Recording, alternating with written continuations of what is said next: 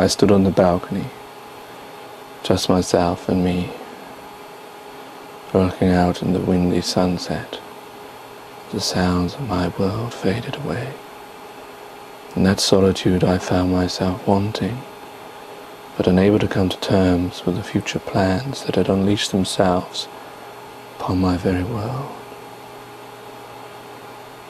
The world in front of me looked much the same as it had always been, yet the feelings I projected upon it, whether by intent or not, was then very much different from any view at which I had looked.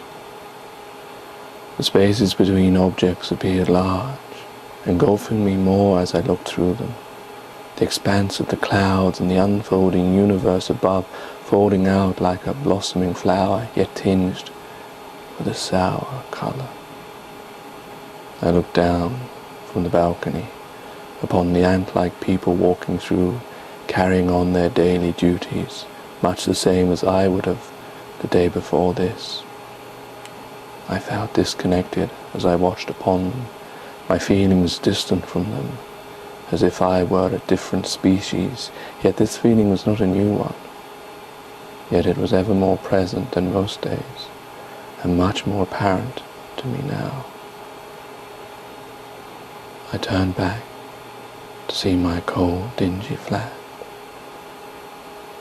The lights all out, the sun-setting shadows casting upon various places as I slowly walked shakily back in and touched the wallpaper with my fingertips as if I were going through a lover's hair.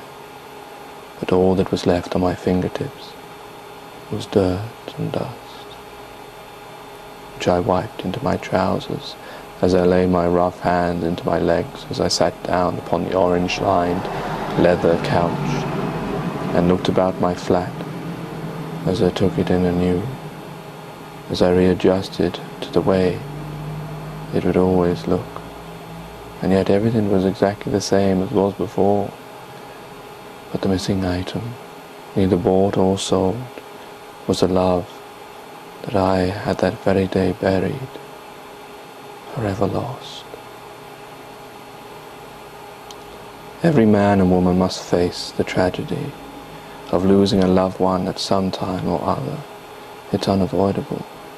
We set ourselves up when we fall in love, whether the demise is by death or other less parting ways. We must all face the tragedy of loss. And whilst we accept that this is inevitable in all relationships undertaken, we allow ourselves to be drawn in as we believe the happiness gained outweighs the pain we will one day face. And so I had my fair share of happiness. Not enough, never is happiness gotten enough.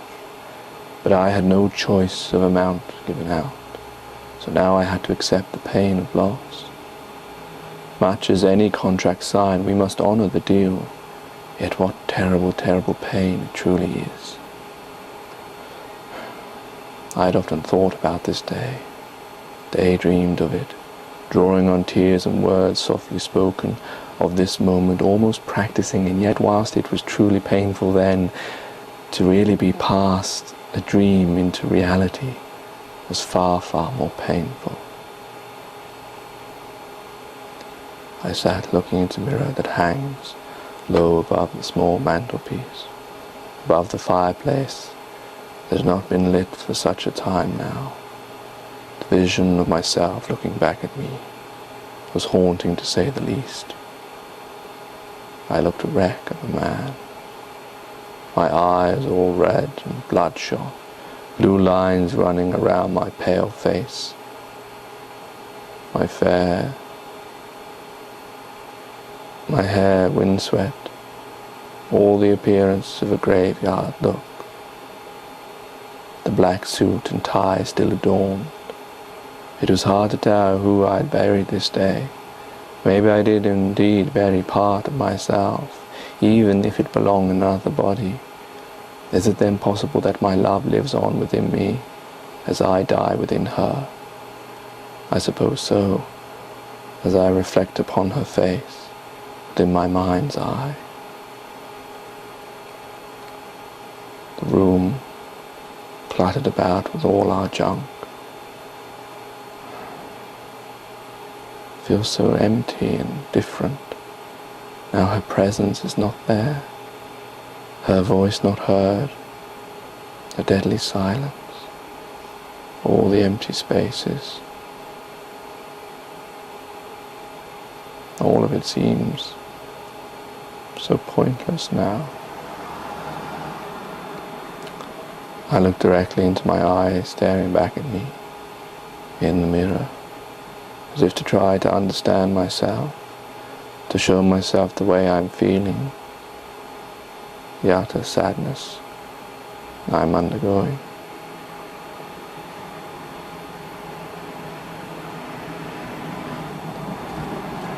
I sit with a plate of cold food in front of me.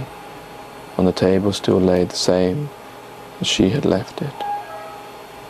My knife and fork still by my plate.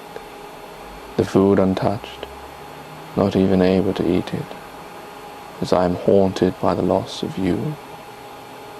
Who would have thought it was possible for someone to have loved someone so much that the very absence causes the living to appear dead? The salt cellar lies on its side, the salt pouring out in a pile. As I look to the wall where the picture frame captures the smiles and bright eyes of young love, and we sat on a rock on the coast as the water sprayed behind us, wetting us both.